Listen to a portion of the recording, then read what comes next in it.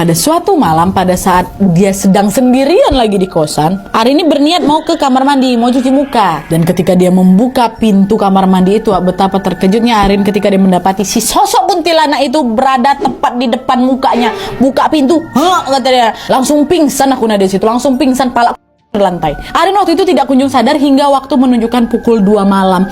Nah pas bangun itu, bangun sendiri dia nih kan, Arin mendapati dirinya masih terbaring itu kan di lantai kosan. Karena dia masih ingat dengan jelas apa yang dia lihat tadi, dia pun langsung nelpon Yuda nih pacarnya dan menceritakan kejadian yang baru saja dia alami.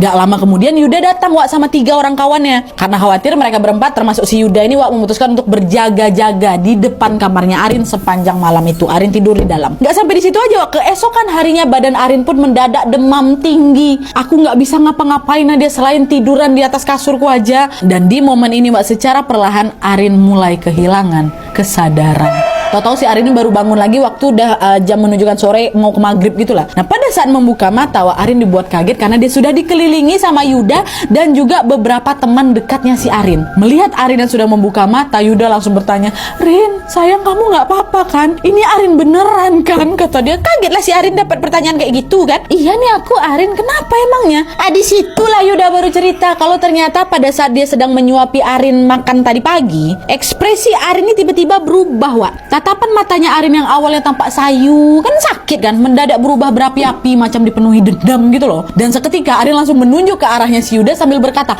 "Aku benci sama kamu, aku benci sama kamu, aku benci sama kamu," kayak gitu. Dan gak cukup sampai di situ aja, Wak. Arin secara tiba-tiba lari dia ke dapur buat ngambil apa? Bukan ngambil pisau, ngambil tali tampar, tali plastik itu. Dan diambilnya. Di momen ini kalian tahu Arin berusaha tali itu sambil terus bergumam, merinding aku. Dia harus ikut sama aku.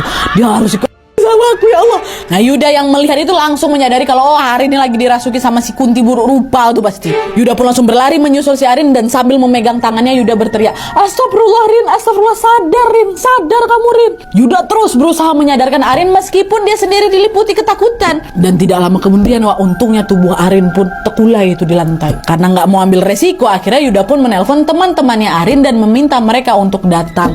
Yuda sendiri khawatir kalau sewaktu-waktu si Arin ini bisa dirasuki lagi. Dan dia sendiri nggak sanggup buat menyadarkan si Arin kan. Nah untungnya sejak teman-teman Arin ini datang, Arin sudah tidak lagi melakukan percobaan.